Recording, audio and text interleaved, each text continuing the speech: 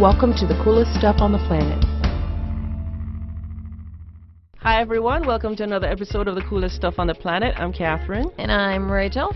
And today we're going to turn the globe upside down and pay a visit to Tasmania. Tasmania is an island state about 150 miles south of Australia. If you didn't guess, Kathryn is quite partial to islands, Yes, so this topic is her baby. Tasmania is home to about 500,000 people, and it's also home to the Tasmanian devil. When I was little, I visited the African veldt in our zoo, and I saw the Tasmanian devil, and I was like, what? That doesn't look like the cartoon character. Yeah. Because it's much smaller. I mean, it stands on four legs.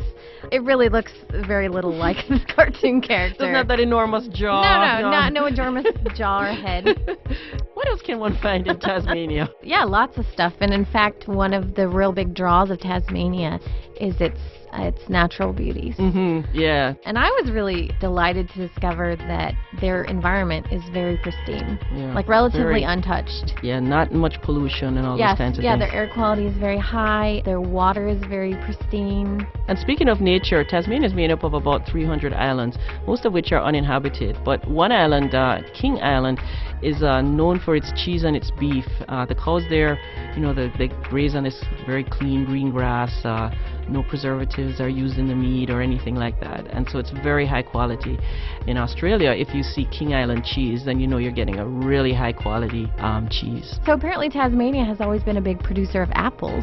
Yeah, that was what they were called, the Apple Isle. That's cute, the Apple Isle. Other foodie treats that they grow, they're truffles. They have this special kind of honey called leatherwood, which comes from leatherwood trees. And they even have some boutique products that you wouldn't normally find there, like wasabi or saffron. So those are newer products that they've started to get into. That they've sort of introduced to Tasmania. And they're also known for their lavender. I was surprised to read about that. Yeah, so neat. Yeah, all these beautiful fields, and you can go and tour them and obviously buy products, tea or oils and all these kinds of things that you can make from lavender. And take lots of pretty purple pictures. Exactly. Tasmania was originally called Van Diemen's Land, which put me in mind of that U2 song. And it was first settled by Europeans who were convicts. Over about a 60-year period, they transported 70,000 of them from Britain for very small crimes, and they were sent there to work their time off and treated quite brutally while they were there. So it's a kind of a shared history with Australia, too. Yes. In fact, Tasmania has, I think, 5 of the 11 convict sites that you find in Australia that are on the UNESCO World Heritage List. And including Port Arthur, which is a very famous spot that you would visit if you went to Tasmania, which has a very well-preserved site for where people lived who were convicts. They were kept together in a specific area and put to work the land and this kind of thing. So you can see a lot of that still there. Wow, it's fascinating. And of course the Europeans were not the first settlers there. It was home for thousands of years to Aborigines, and they were wiped out from wars and diseases that were introduced. And in fact you won't really find any Aborigines there today.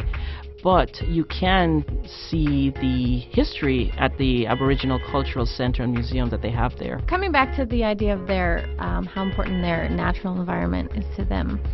So because a lot of their economy is based on tourism and the food and the goods that they produce, they actually have some of the strictest quarantine laws that you'll find in the world. And basically those are the laws that dictate, like, when you come into the country, what you can bring in, what you can bring in, what you have been exposed to. I guess they have a really high rate of, or rather a really low rate of invasive diseases and things coming in, and that's because they're very, very strict. Paid off for them because their products are so highly rated in a lot of areas. So we hope you've enjoyed our visit to Tasmania. For more information, check out our blog and visit us on Facebook and Twitter. Leave your comments. And we'll see you next time for more cool stuff. For more on this and thousands of other topics, visit HowStuffWorks.com and let us know what you think. Email travelpodcast@HowStuffWorks.com. Don't forget to check out our other podcasts, free on iTunes.